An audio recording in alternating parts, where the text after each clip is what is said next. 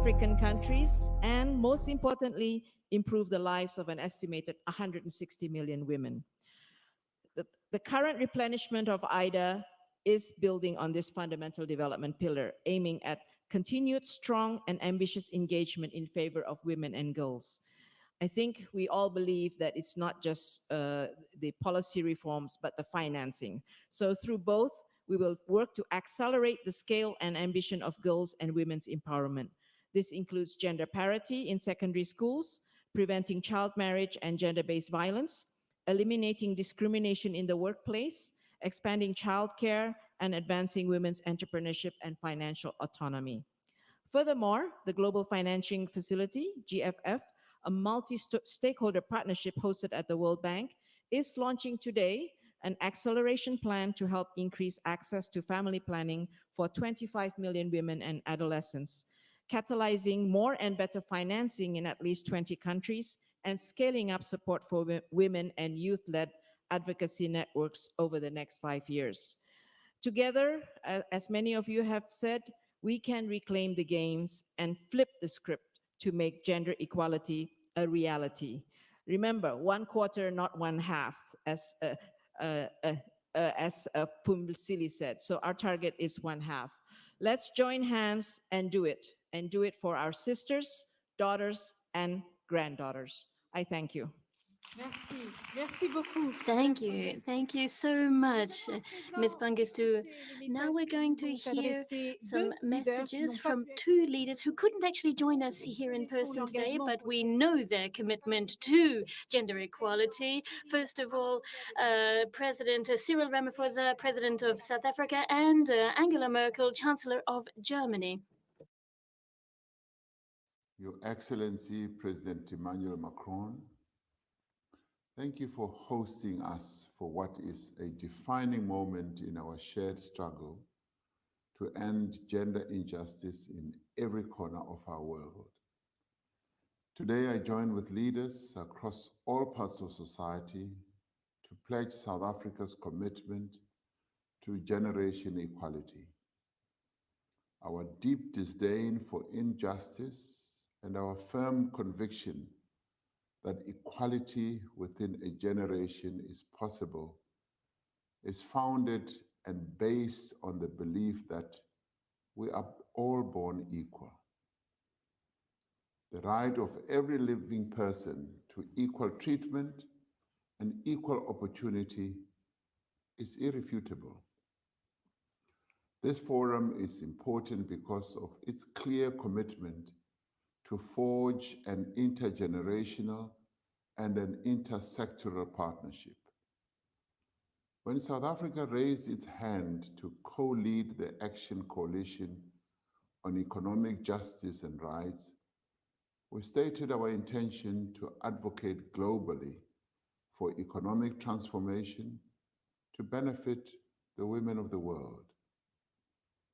We have actively sought to introduce actions into the Global Acceleration Plan that dismantle the systems of injustice and the structures that sustain them to build a global economy that is gender responsive and sensitive. We have called on governments to use their procurement policies as a developmental tool to transfer economic power into the hands of women.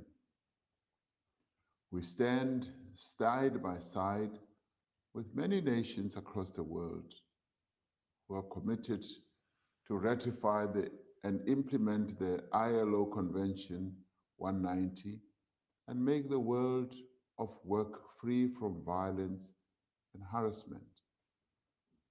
Our global commitments include clear actions to promote women's leadership and voice across all action coalitions and to effectively address gender-based violence and femicide.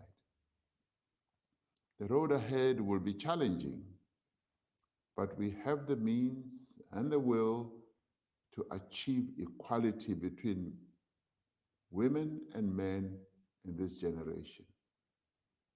I thank you. Sehr geehrte Frau Fumzili Mambo Nguka, sehr geehrter Herr Präsident Andrés Manuel López Obrador, sehr geehrter Herr Präsident, lieber Emanuel. Über 25 Jahre nach der Weltfrauenkonferenz in Peking und der dort verabschiedeten Erklärung sollte Gleichberechtigung eigentlich selbstverständlich sein, ist es aber nicht. Daher sind Initiativen wie die von UN Women, von Frankreich und Mexiko zu diesem Generation Equality Forum immer noch so wichtig.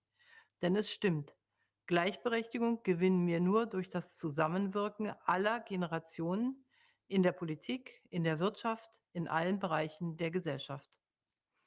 Deutschland arbeitet maßgeblich am Aktionsbündnis Wirtschaftliche Gerechtigkeit und Rechte mit und wird weitere 140 Millionen Euro, insgesamt damit rund 240 Millionen Euro, in das internationale Aktionsbündnis investieren.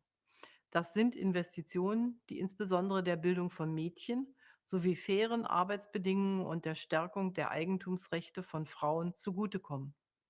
25 Millionen Euro der neuen Zusage sind für die Women Entrepreneurs Finance Initiative bestimmt, die wir während der deutschen G20-Präsidentschaft 2017 gegründet haben.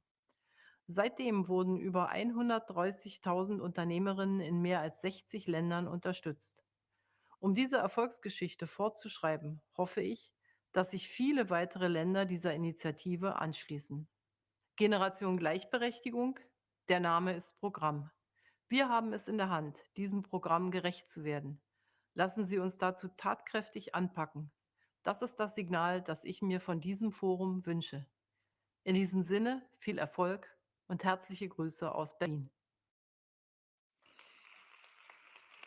Ladies, I thank you very much for your words and commitment. And now je vais appeler And now I am going to call up to the main stage here Mr. Jean-Yves Le Drian. qui est déjà là d'ailleurs. Oh, he's already here. Fantastic.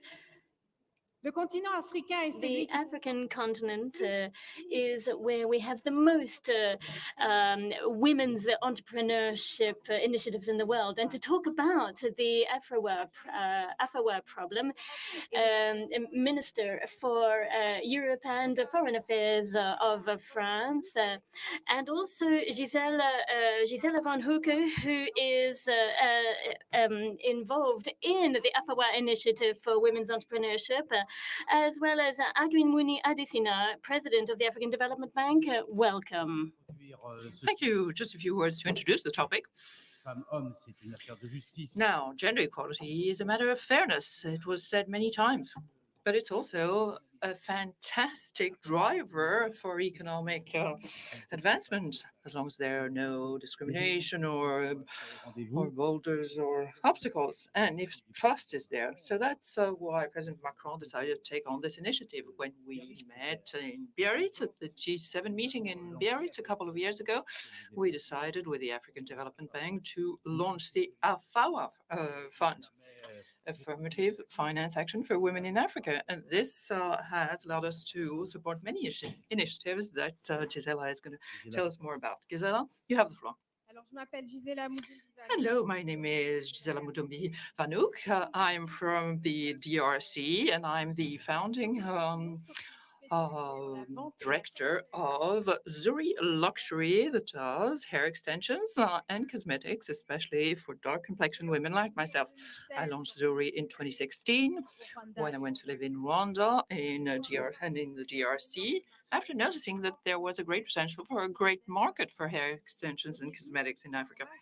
In the beginning, my husband and myself put all of our money in to the business for my sister and I to set up our business and sell hair extensions and wigs from our car. So very soon, we saw great demand for our products, but we didn't have the funding to be able to provide the necessary products. So we tried to find money. We went to banks, to investment funds all over the world, but unfortunately, we didn't have the necessary guarantees to interest them.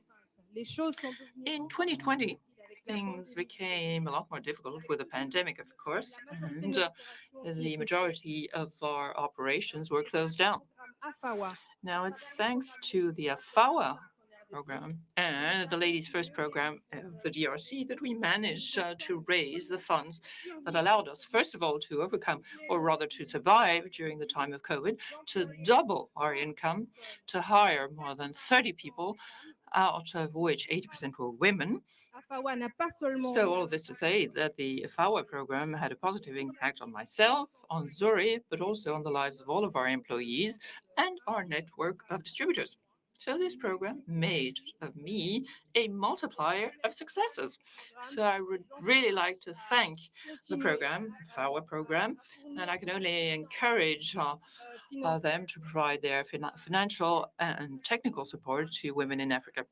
I hope that my story can show that women in Africa can set up a business. They only need to be given a chance.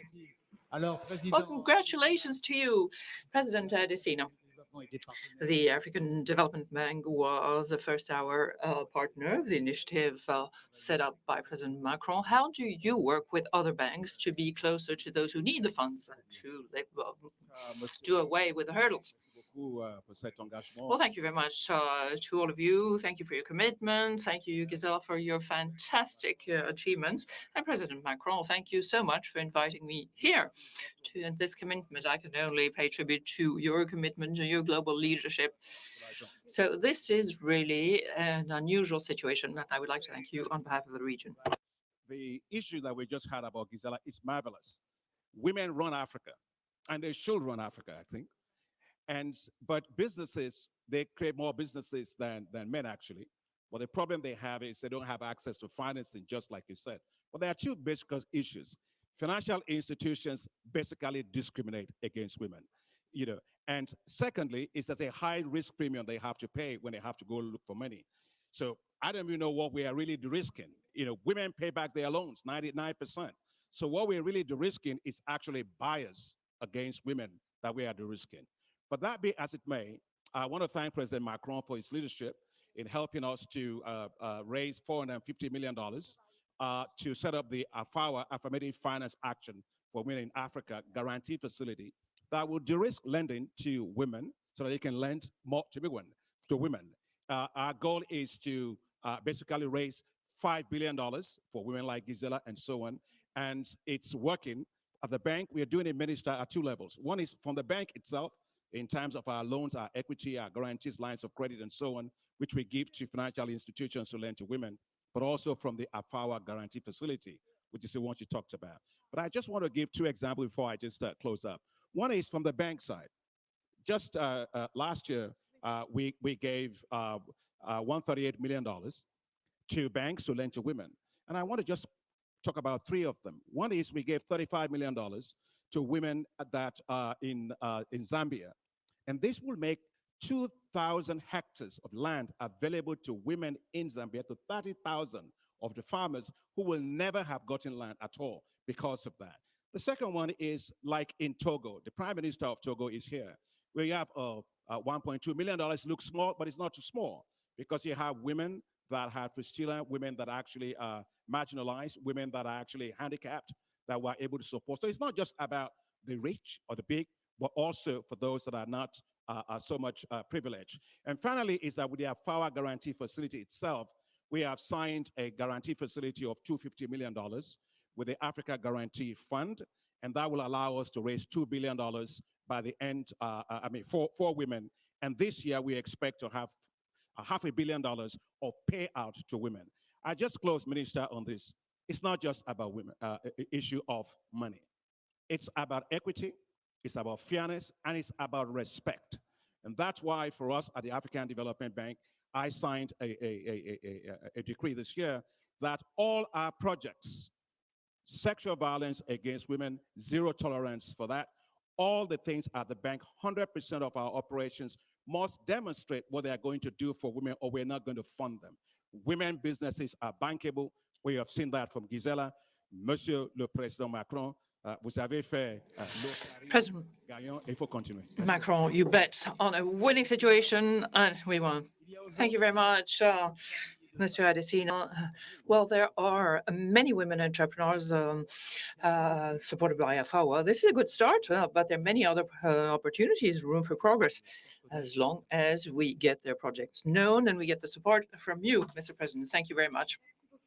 Thank you once again.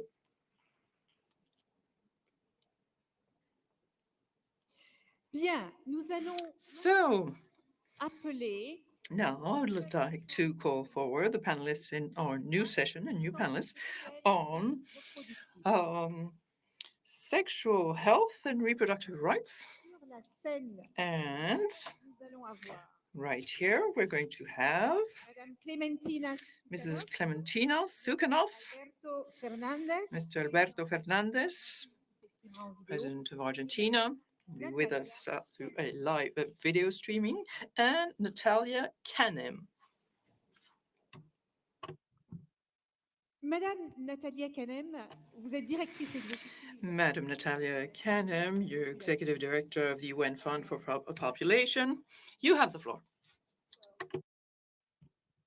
Thank you so much, Excellencies, dear sisters, dear friends. We're here in Paris with the full understanding that it is now time to deliver. I say this as someone who was in Mexico in 1975 as a young student activist. In Beijing 26 years ago, as we've heard, the world made promises. And today, this generation equality proposition speaks to the vision that the United Nations proposed in its charter for everyone to live their lives in larger freedom. We need to ask ourselves why. Since the times of Methuselah, women's biology has condemned women, relegated women to a process of life which is not the life of larger freedom. We need to understand that contraception is empowering for women, and moreover, it saves women from dying needlessly during childbirth. We must ask again and again, why is conflict leading to sexualized violence against women and girls in so many places around the world? And we must also heed the voices of the young women who spoke before us today and made very clear that they're ready to lead. They know where the problems are and they're willing to help to fix them. It does not have to be this way. I believe that the Cairo Program of Action, the Beijing Platform, and now the Generation Equality Action Coalitions speak to the need for a woman to be able to say, my body is my own, for every schoolgirl, rather than being shamed and kept in ignorance about sexuality, to be protected from too early pregnancy, to be protected during times of menstruation. So I'm here to say that even in times of crisis, and especially in times of crisis, women and girls' rights are not negotiable. Our Secretary General spoke to the issue of power, and it is time to empower the better than half of humanity who will make our collective world a better place in time for 2030. Thank you very much, Madame. Thank you very much. Please. Hello, everybody. I'm coming from Poland. I'm representing here the Polish women's strike. And yes, this is a land with no abortion right now. But I'm not coming here to talk about abortion issues, in fact, because you probably know it from the news. The abortion is almost impossible in Poland. Women are persecuted. What's more, our government is thinking to ban abortions performed abroad. People like me, I'm an activist, a writer. We are surveyed. We are targeted by police. I had spine surgery because of that. We lose jobs. We have visits of the Secret Service. Our kids are in threat, and so and so. But that the government is not listening to its people. It's nothing new in the world, but there's something much more dangerous that I would like to talk about and address in your presence, heads of states. Over the governments, there's a network of strange pseudo-religious organizations, let's call them fundamentalists, which are united across the globe. What they do, they try to influence the politics in our nations. And women's rights are not the only issue, not the only target, because the real interest of those people is establishing new authoritarian democracies. In 2013, this new international was joined by a very powerful actor, which is the Russian Federation. And since then, it's a different story. And so, as I said, it's not about abortion rights only. They are trying to establish new Middle Ages-like hierarchies. And in 2016, when everything started in Poland, and I became feminist, very soon after, I had to become also anti-fascist. And then I had to start defend the judicial system, and then to start defending LGBT plus people, and so and so. And this list is very long. Because this fight is about everything. It's not only, as I said, about women's rights, it's all human rights, all the basic rights, actually. And Polish women today are on the front line of this strange hybrid war. But I'm not here to make you cry over the sad fate of Polish women. We are fighting since 6 years and will be continuing. But if you think about ensuring reproductive and sexual rights to everybody, then you also have to be ready to do everything. And be careful, because those guys I mentioned, the fundamentalists, are everywhere. They are here in France, they are in Germany, they are in the Netherlands, in Spain, Slovakia, Croatia, or Italy. We know them everywhere, and they are very well organized. Unfortunately for us, Polish women, the center for their operations is Poland. So please don't leave us alone, and let's fight together. You're all welcome in this resistance. We count on you. Merci. Merci beaucoup. Thank you very much. Thank you, Clementina. Écrivaine. Let's remind our audience that you're a writer, an activist, and that you founded the movement All Poland Women's Strike. Oui. Yes, you can give her a hand. Je vais maintenant Now, vous proposer d'entendre I'm going to suggest we hear Alberto Fernández. a video from President Alberto Fernandez of Argentina. Parce qu'apparemment le son So n'est pas please très bon. be very careful because the soundtrack is a bit difficult.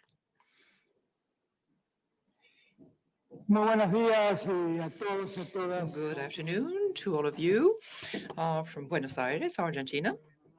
Dear friends, dear President Macron,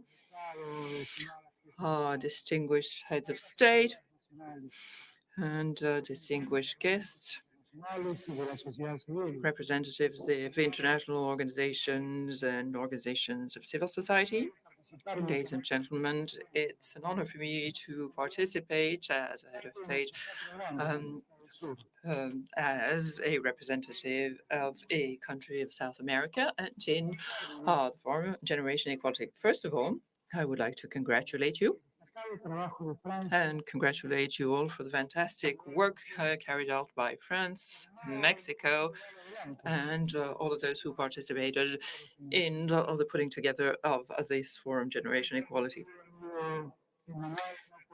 My dear friend Emmanuel Macron, I would like to say that I would have loved to be able to come to Paris in person, be able to share the forum with you, but of course the situation in Argentina is a bit difficult now, and given the situation, it was impossible for me to travel to Paris. Of course, the holding of this forum is actually or occurs at an anniversary of the Women's Forum. And in my opinion, this has it's a token of acknowledgement for women's rights. 26 years later, the agenda, the agenda of the forum is the same as it used to be. The issues are the same: exclusions and fighting for equality, all the difficulties that impact women who find themselves in situations of vulnerability. No. And I'm referring to, in particular, to women in situations of poverty, of indigenous women, and all of the persons who are suffering because of their gender expression. Now we know that inequalities generate unfairness and injustice, and the situation has become worse as a result of the crisis. The crisis, the COVID-related crisis, of course. Because we're in charge of governing, we're also in charge of all the people who are deprived of their own rights and suffer from discrimination. But we need to adopt very strong political policies to fight these inequalities. We need to reorganize life in all its aspects, social life, but also to make sure that our policies are fairer and there is no oppression or discrimination as a result of class, gender, or generation. In Argentina, we know very clearly that what avenue we want to go down. And since 2019,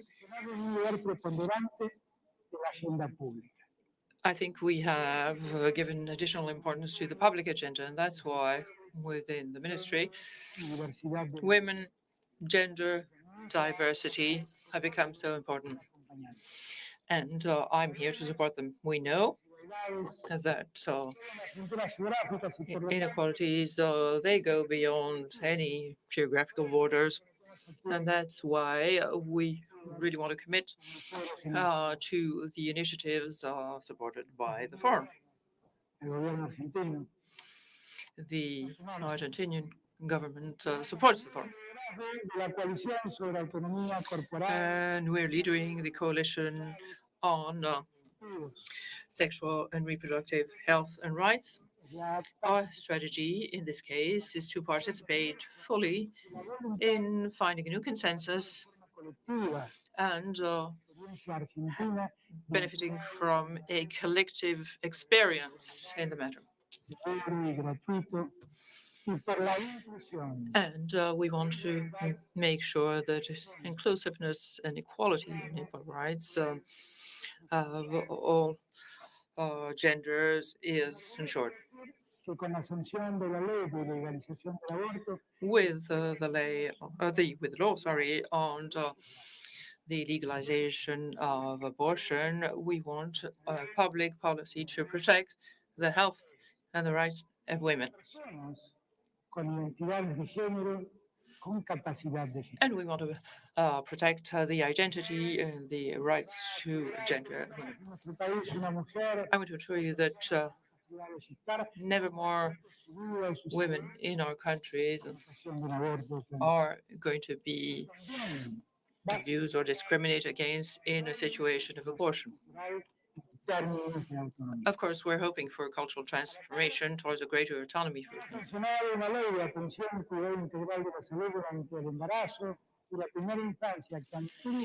We have passed laws to favor the rights of women, to support the rights of women during their time in childbirth and the young age of the children, the first years of their lives.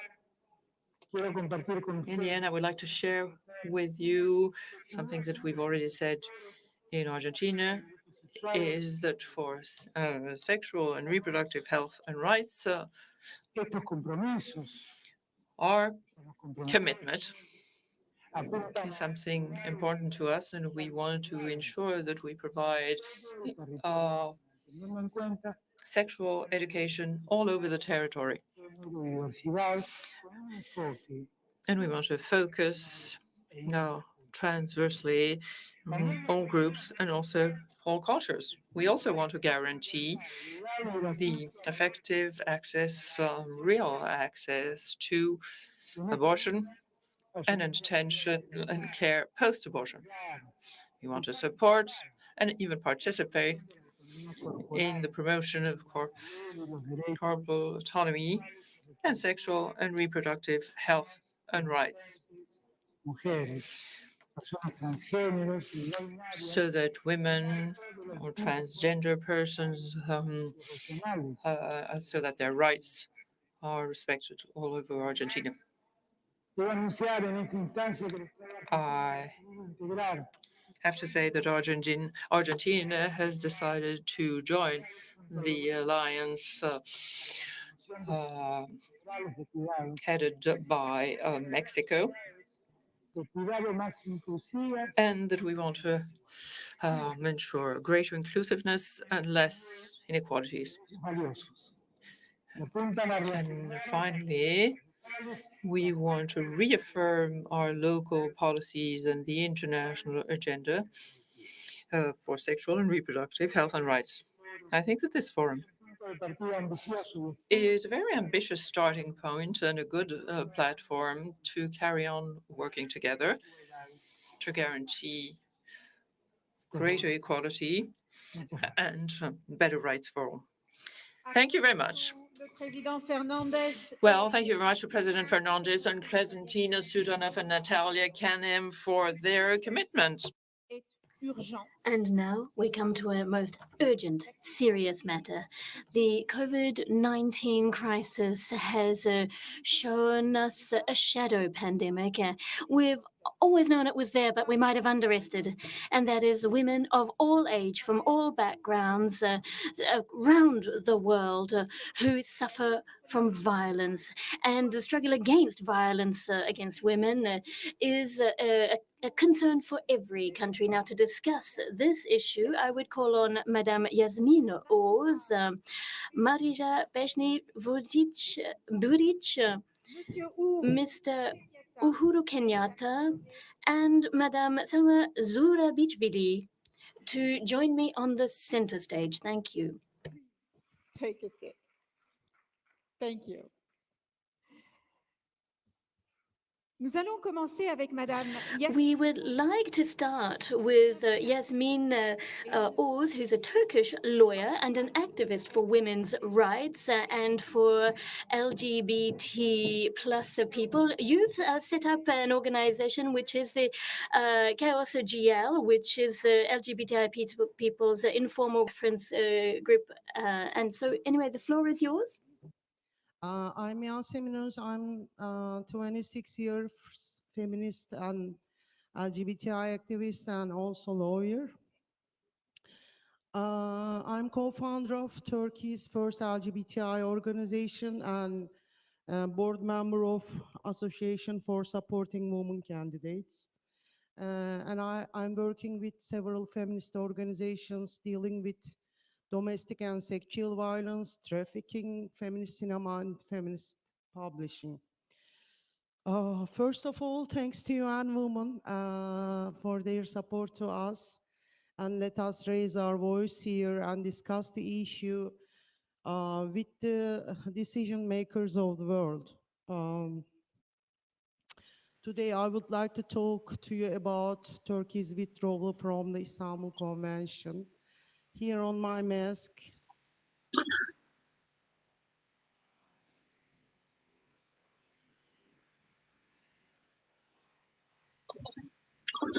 All right, folks. As you are aware, the Generation Equity Forum that is being hosted by President Emmanuel Macron of France is currently ongoing in Paris, France. It is this forum for which our president, President George Weah, has left Liberia to attend along with his delegation. And here I focus on Liberia. We know that this has generated a lot of discussion or debate. And so we have made all effort to relay this program to you, the Liberian people, to be able to follow the broadcast. So this is the broadcast now, and it's been relayed from France directly, Paris, France directly to you, our Liberian audience, so that you can have the opportunity to watch it. And as you know, I'm Anthony CA, here representing Focus on Liberia as we relay this Generation Equity Forum hosted by Emmanuel Macron in Paris, France. Again, we want to remind you this is the program for which our president, George Weah, left Liberia in the midst of this COVID pandemic. Earlier, you listening to the president of Argentina. He did not attend. He said that he can't attend because of the situation in his country. The situation, meaning one of the reasons he mentioned, or one of the situations he talked about, having to be the COVID-19 pandemic. And right now, as you are aware, in Liberia, the Delta variant is on the rampage in our country. Many people, reports coming in saying are dying. And we have a situation where the testing that is going on at the Rabat International Airport is not going well from reports that we've gotten so far. We also do know that there are many people who have taken their test and they can't even get their result, and they've been allowed to either leave. Some have been allowed to leave the country. We had a show yesterday, a Focus on Liberia, and people who took their test and could not get their results. In fact, Focus on Liberia reported yesterday a professor in Liberia, a white national teaching at Cotton University and TU, that is Tubman University. He even was blunt to say this is complete broad day corruption. That's how he classified it. And that the test that's been done in Liberia at the Rabat International Airport, he classified it as bogus and fake, and that they are only taking people money. And he said foreign nationals have been made to pay $75, and Liberian nationals have been made to pay $50. They don't get their test, and no one is complaining about it. So I'm giving this context. We have a serious pandemic on hand. People are dying from what we are getting. And then our president left the country, but leaders in other countries, I mean, talk about the former German chancellor, the lady will not attend. She will not attend. The president of Argentina will not attend because of situation in the country. And Liberia is one of the countries right now in the world that is at the level 4. Level 4 is the highest. An alert has been issued on our country, Liberia, by the CDC, that is the Center for Disease Control of the United States of America. This is a major institution in the fight against pandemic and other forms of diseases in the world.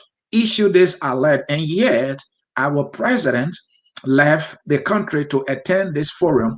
And so we are relaying this broadcast so all of us can be able to have the opportunity to watch it, to see whether our president will speak, because the executive action or the office of the president released a statement that the president will get a speaking chance. So I focus on Liberia. We will do our best to relay this broadcast to you, just to see our president getting the opportunity to speak. And I hope that in France, the camera's crew will be able to carry the camera around as much as possible, because we want to see our country being represented, right? Because the taxpayers are shouldering the cost of this trip being made by our president. So we want to see that Liberia is highly represented.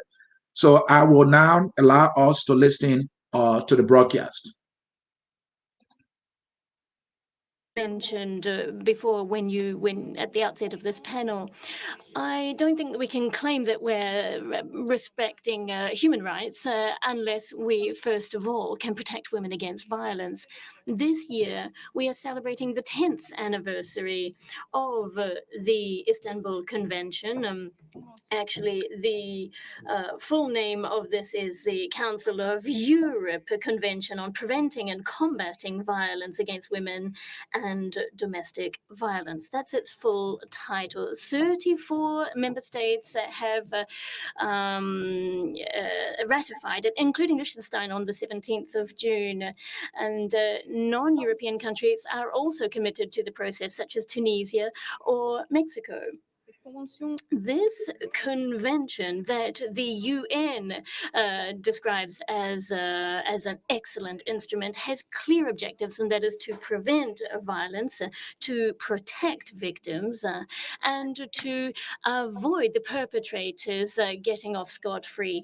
And this is wherever the convention is implemented, it is effective, and it's meant that national legislations have moved forwards concerning, for example, recognition as a crime of harassment against women, the definition of rape, and other advances. Improvements in the way such crimes are handled by national authorities. This is good.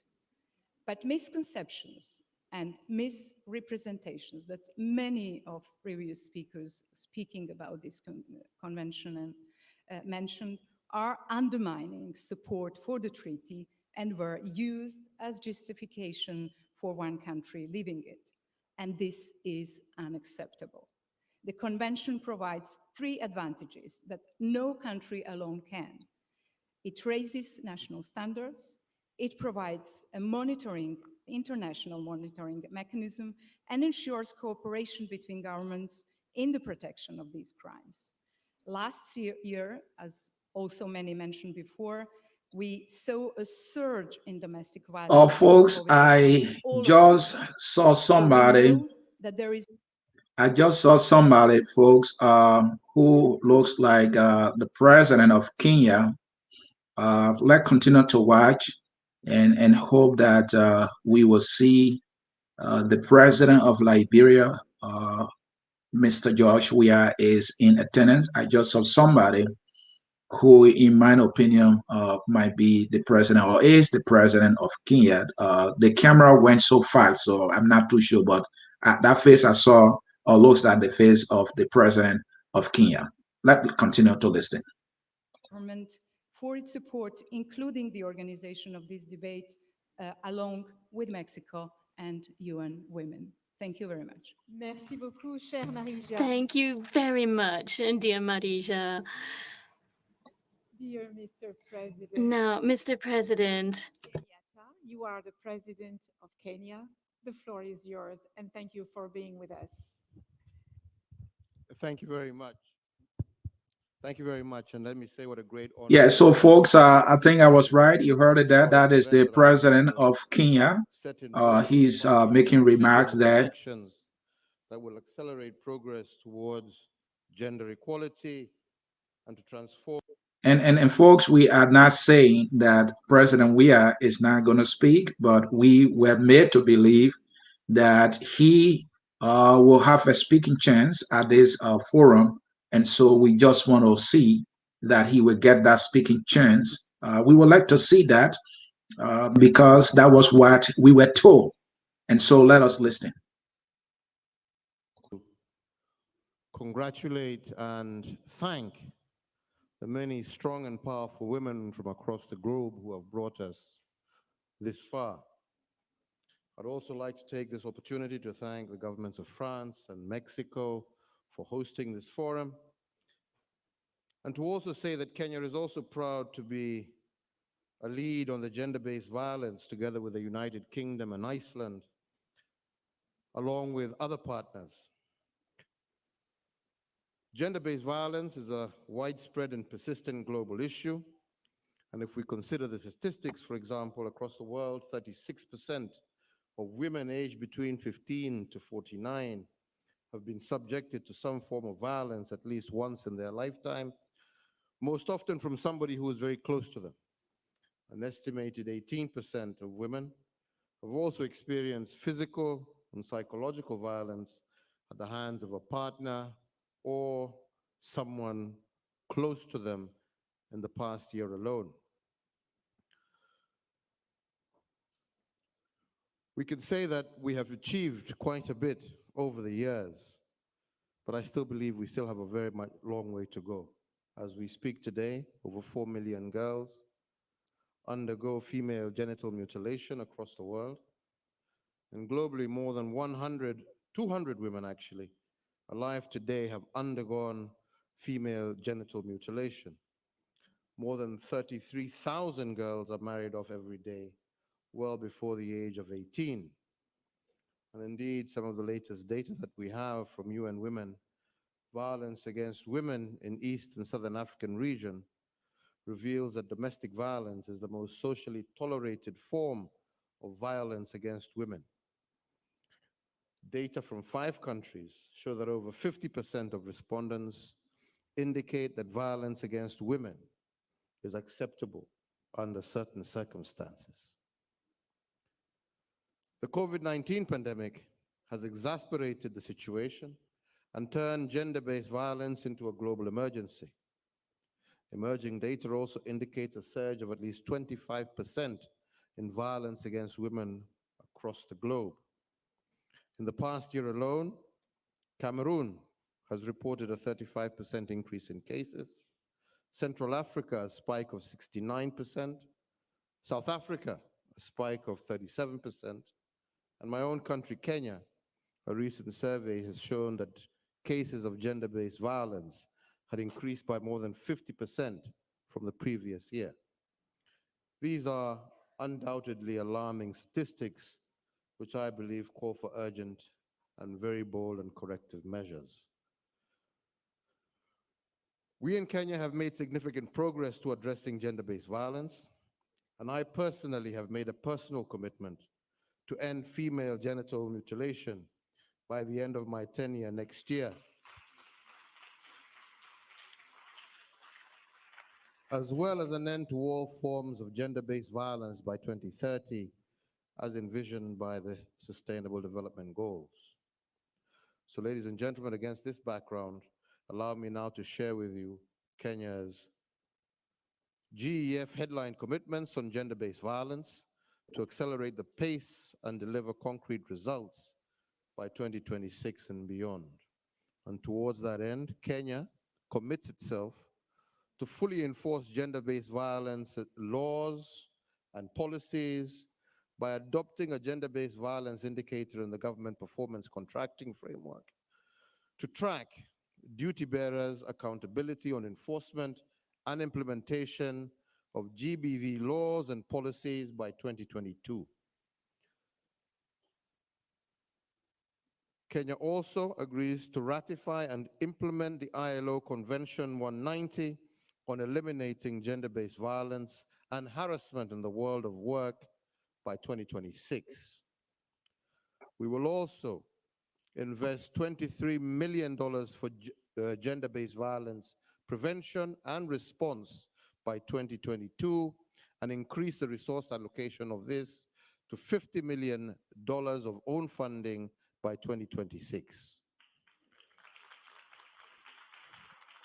We will invest $1 million every year for gender-based violence research and innovation to boost evidence-based programming by 2026, as well as establish a gender-based violence survivors fund through co-financing model in partnership with private sector, civil society, and other stakeholders for the economic empowerment of all GBV survivors. We will introduce a module on GBV in the 2022 Kenya Demographic Health Survey to strengthen the utilization of gender statistics and informing the design and scale-up, as well as evaluation of FGM and gender-based violence programming. As well, we will commit to developing a gender-based violence management and information system to strengthen gender-based violence prevention and response programming. We will also integrate gender-based violence services, including medical, legal, psychological support services, into our essential minimum package of universal health coverage this year. We will scale up the National Police Service integrated response to gender-based violence, as well as commit to gender-based violence prevention and response in crisis situations such as we are in with COVID-19, and ensure that all humanitarian response includes gender-based violence. We will strengthen our collaboration with all non-state actors, including girl-led women rights organizations, male champions, and private sector, through coordination structures such as the Gender Sector Working Group at the national and our local county levels, as well as adopt institutionalization of the multi-sectoral GEF leadership structure throughout all our leadership structures in our country. So, ladies and gentlemen, I want to conclude by saying that we will continue to work with all world leaders to ensure an end to a practice that has harmed millions of girls across the world, and to ensure that these practices cease and all our women and girls are protected so that they can assume their full role in the development of our social economic agenda for Kenya, for Africa, and the globe. Thank you very much. Kenyatta, I thank you for your ambitious commitment. Thank you very much. Et maintenant, nous allons passer And la now, parole à Madame Salomé. we're going to give the floor to Mrs. Salome Zourabishvili. Zourabishvili. Madame, vous êtes présidente de la Madam, Géorgie. you're the president of Georgia. You have the floor. Merci. Thank you very much.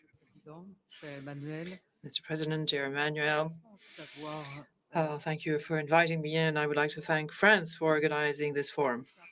extrêmement This forum is a very important step in the fight, which is a permanent one, très longtemps. and that will be ongoing for long, I think. Comme la seule représentante I'm here as the only representative of 9 dans le monde, pas de elect presidents, female elect presidents, heads of state all over the world. So 9 is not that very many out of 180-something countries. We have 13 female prime ministers. leaders. That's not that many women who are leaders who can lead this fight. Nous avons That means that plus à faire. in our capacity Femmes as leaders, women leaders, we have all the more to do and to work réalisées dans ce domaine aussi. towards seeing equality in the future Autant de chefs de gouvernement. happen. There C'est par là quand même. are not that many heads of state and heads of government who are women, and those are the ones who are going to fight to bring things about. So my country is aware of the responsibility, and that is why I pushed forward, and we announced earlier on that we will be joining 2 coalitions, Celle qui concerne namely the one of mettre en œuvre fighting gender-based violence, and this is something we're going to implement in our la legislation in Georgia, and we are going to implement the Istanbul Coalition provisions and integrate them in our laws, and this is something I will follow in person. c'est pour que les femmes Our second commitment is a commitment for the future, is that women find their own place in anything related to innovation and technology, là, because that is where the future lies, and that is where women need to be present and represented equally. I also want to address 2 specific challenges that I think are common to all our countries. And that is the online violence against the women. And I can talk about it because I've lived it during my election campaign, and not only during that period after.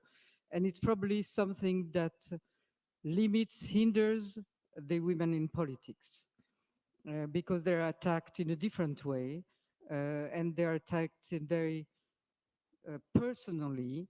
And I think that our legislations should be addressed to this problem if we want tomorrow to have more women in politics.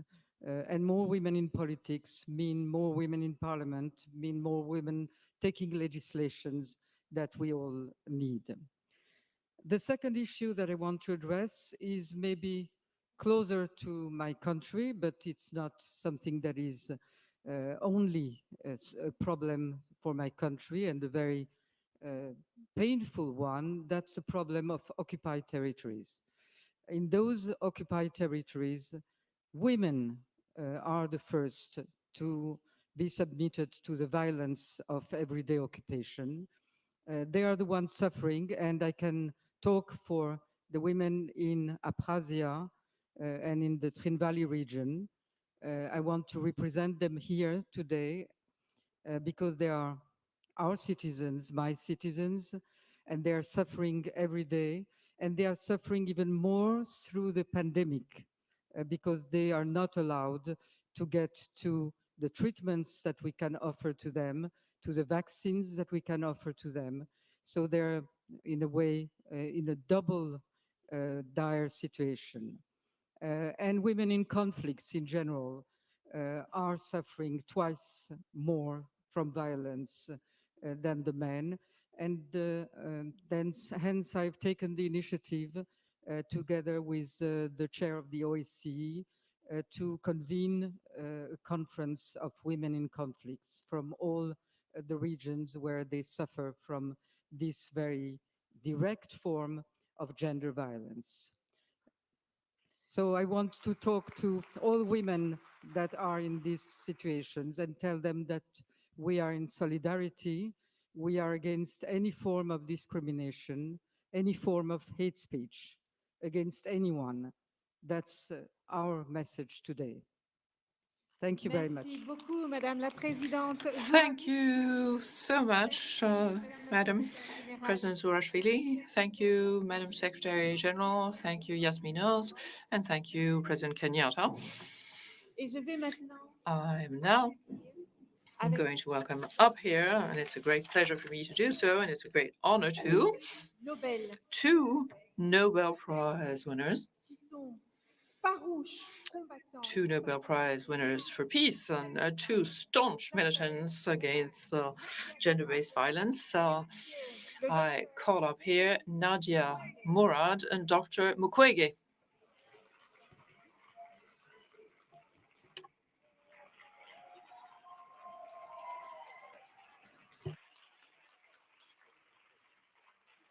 Nous allons commencer avec vous, chère Nadia Mourad. Vous êtes prix Nobel de la paix 2018 et vous êtes une militante irakienne. La parole est à vous.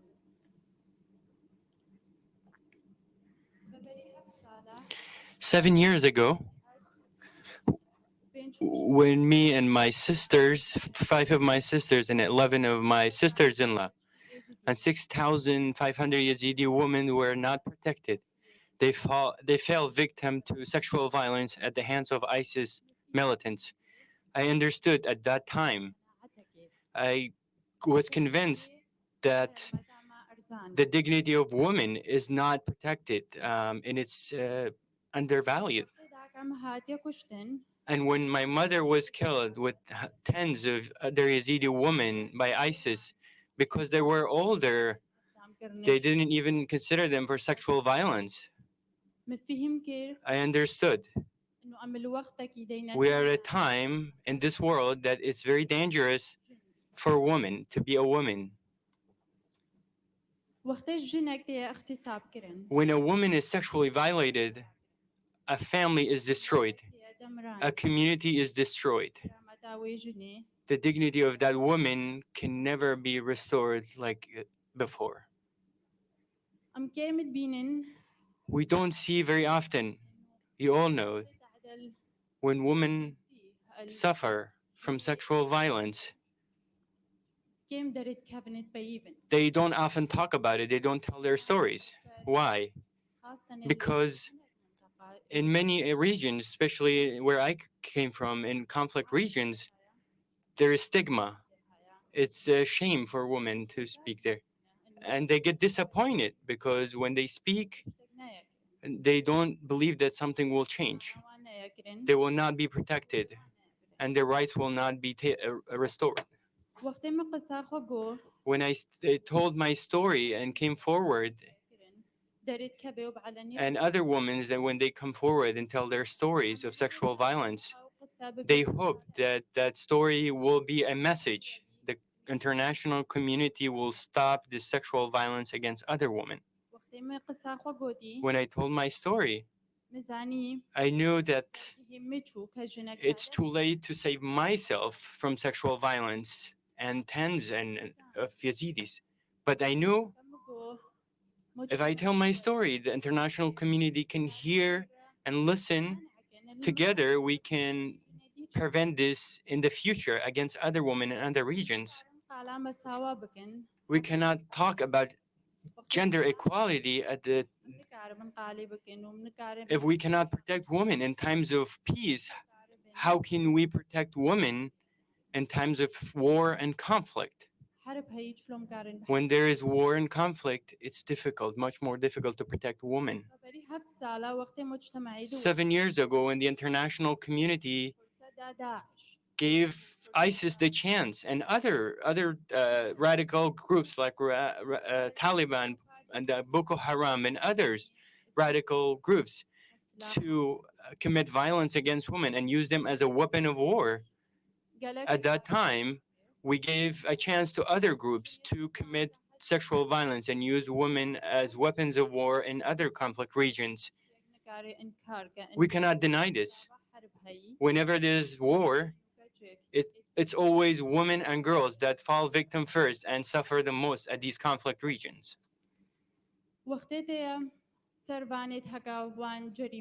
When it comes to those that commit violence against women, they should not enjoy impunity. It should not be an option. When they escape justice, we send a message, a clear message to other groups in the future that you have a chance to commit violence and get away with it.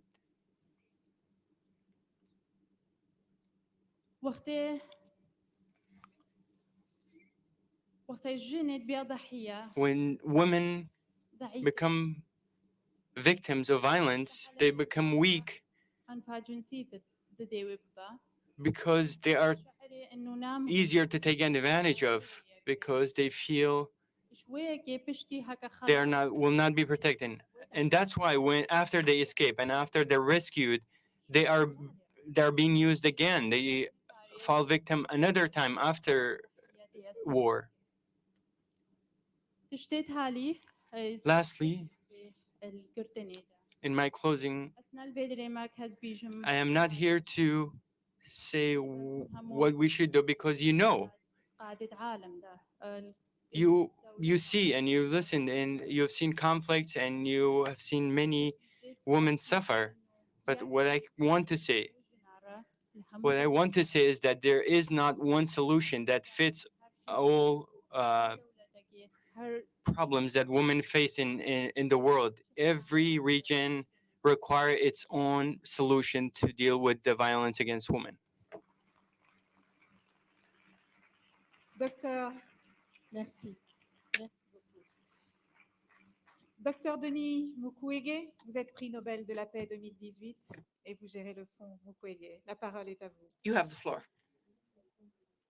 La lutte contre les violences sexuelles. Well, fighting sexual violence and the agenda of women, peace and security needs to be part and parcel of this forum and one of its priorities, because mistreatments and sexual abuse against women in times of peace are the mere latent expression of the visible violences that come about in all conflicts all over the world. And in order to try and find a solution against sexual violence used as a weapon in times of war, at the hospital in Pansy, we developed a model of holistic taking care of women, holistic meaning in all ways, a one-stop center. This includes medical assistance, psychological support, socio-economic support, and of course, legal support.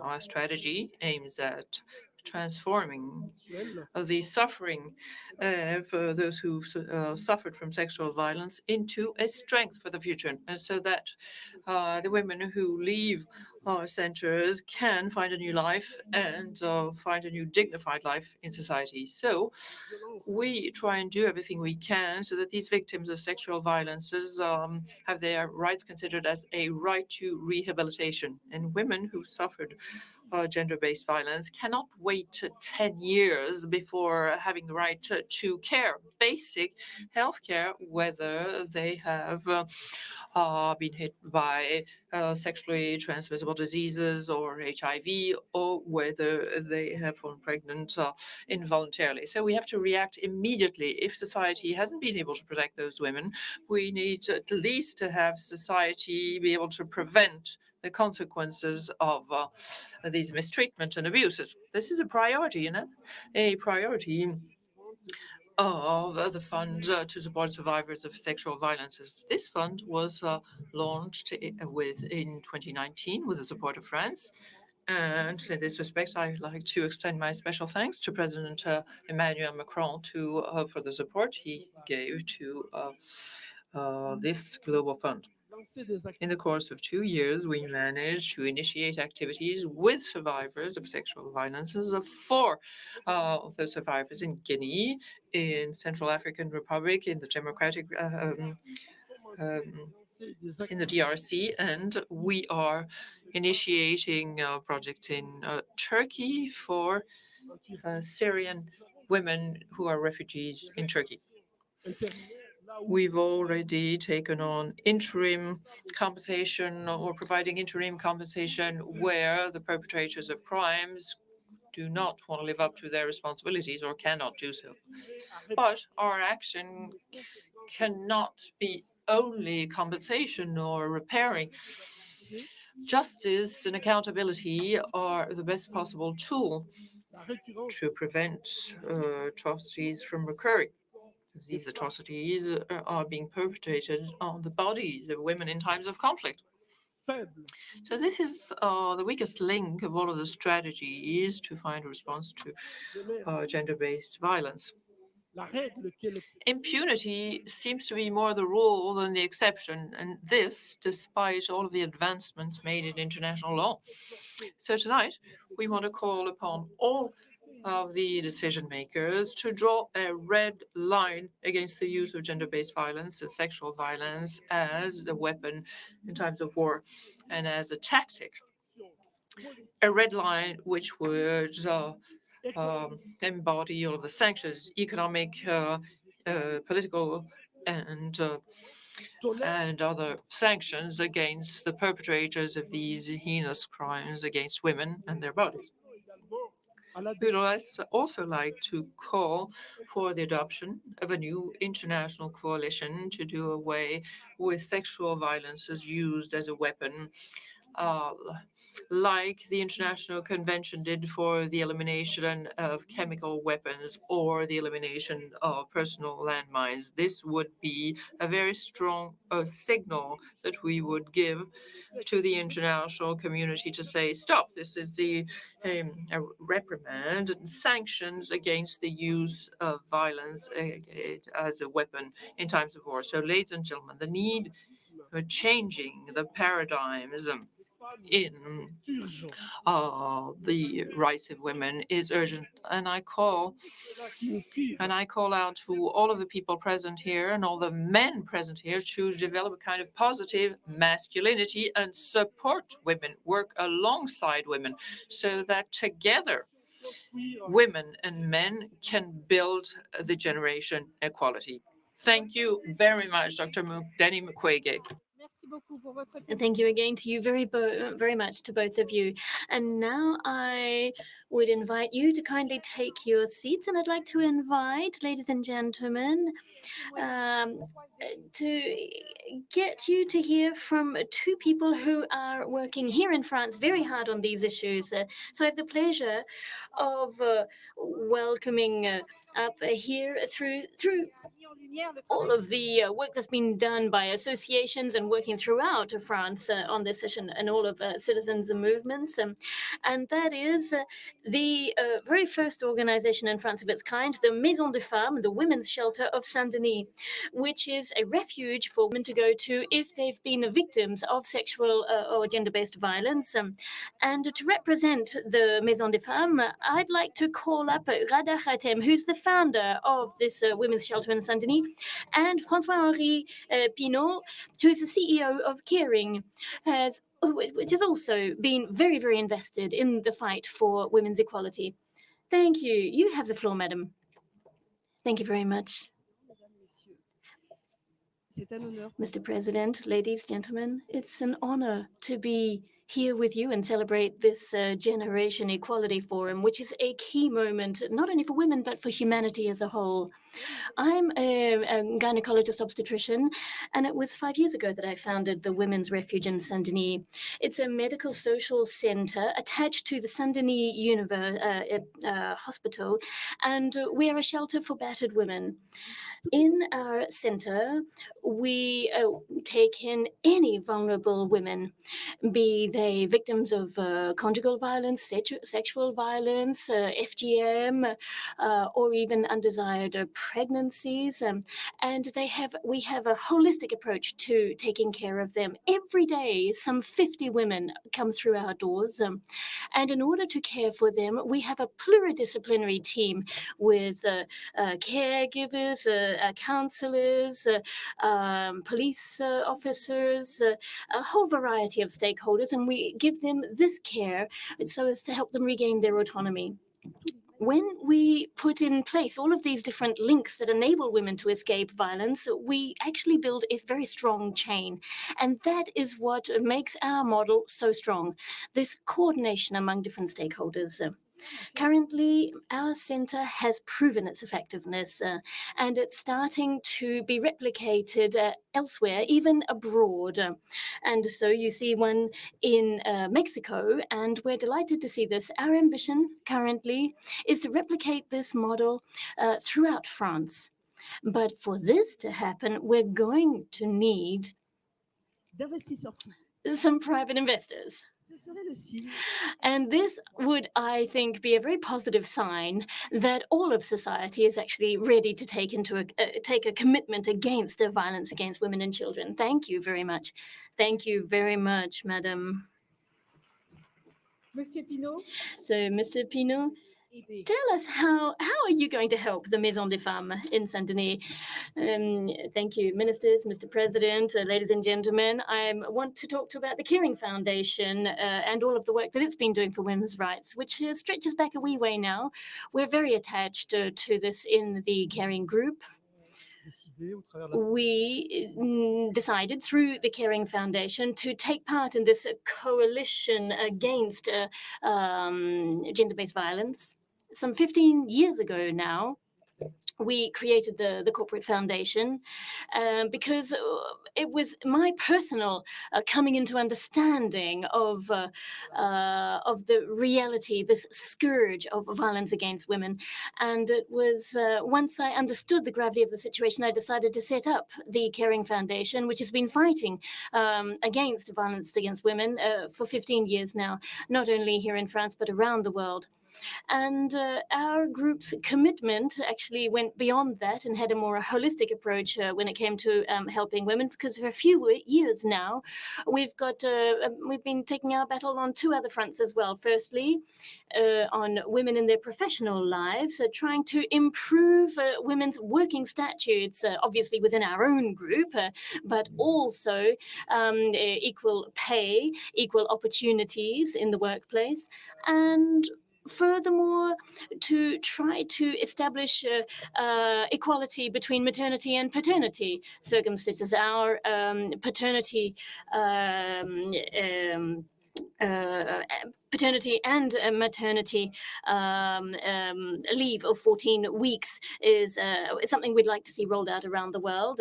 And the other area in which we're battling since 2015 is in a partnership with, we have the Festival of Cannes, is through this Women in Motion initiative to try to support women in arts and culture, where unfortunately they're very underrepresented, and we find this unacceptable.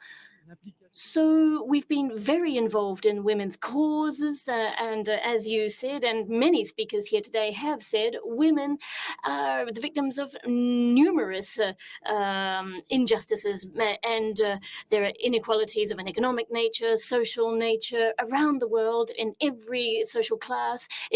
It's usually women who are footing the bill. And that is why I'm delighted here tonight to be here next to you, Madam Minister, but also since you've been launching the Restart model, which was, I think it was 5 years ago that was set up with one of our private co-funders who were under the radar, that actually enabled this some funding for the Saint-Denis Women's Refuge. And in 2020, Garda, I think you had something like more than 4,000 women who went through your Maison des Femmes into your Women's Refuge, is that right?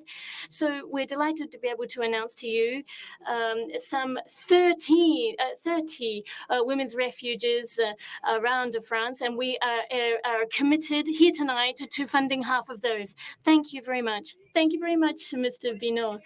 Please, I hope that you are going to inspire many other CEOs and firms. Thank you. Sia Rada, before you head off, I just wanted to make the most of the fact that you're here to thank all of the associations that work on a daily basis for women's equality, because your work is so precious. Thank you so much. Thank you very much. Ladies and gentlemen, now I should like to suggest that we offer a welcome to another leader. Just like the president of the French Republic, Emmanuel Macron, is very, very committed to the gender equality issue. He's not here physically, but we're going to be able to hear him. Justin Trudeau, Prime Minister of Canada. Thank you very much, Madam Minister. Thank you. Important global forum. A few weeks ago, I met Amina, a mom who's... All right, folks, as you can see, the program continues. Speaking there is the Prime Minister of Canada, who is not attending in person, and he's joined virtually. And the reason we are relaying this is Liberians are divided on this visit, or not visit, but the president attending this program in the midst of the COVID-19 variant that is raging hell in our country, Liberia. And we continue to remind you here, our focus on Liberia. We are hearing reports and news that Liberians are dying by, the day because of the new variant. And so for us to see our president leaving to attend this program, when this particular program has an option that any individual can join virtually. Earlier, we saw the president of Argentina who joined the program virtually. We also saw the former chancellor of Germany, a very powerful figure in the world, politically speaking. She joined virtually. And now again, we have another world leader, the Prime Minister of Canada, joining this event virtually. So by then joining virtually, they're not spending money on part-time. They're not spending money on hotel. They're not spending money on travel. They are saving money, but at the same time, they are part of the program. In these countries that I talk about, according to the president of Argentina, he said he could not attend because of some difficulties in his country, one of which having to be COVID-19. So he could not attend. Instead, he participated in the program virtually. He didn't have to spend money to travel. He didn't have to spend money for per diem, for hotel, and everything else. So he saved a lot of money, but at the same time, he was able to be part of the program. Argentina is a far too more rich country compared to Liberia economically. But yet, that leader decided not to go, to save money and also to pay attention to his own country, because according to him, there are some difficulties. He said the conditions in my country. And one of the conditions, he said, was COVID-19. But our president, President George Weah, decided to attend when, in fact, Liberia has been placed on the alert. Liberia is at level 4 of the COVID-19 pandemic. The Delta variant is raging hell. The president is not even thinking about returning, despite the cries from Liberians around the world. There is the Prime Minister of Canada. From Canada to go to Paris is not too far. He could just go there. I don't know the status of Canada, but I will assume Canada is not at level 4. Liberia is at level 4, but Liberia's president chose to attend when he could do it virtually and join the fight against this deadly killer virus. And for your information, many of these leaders that are at the program and speaking, from my research, they are all vaccinated. Our president is yet to be vaccinated.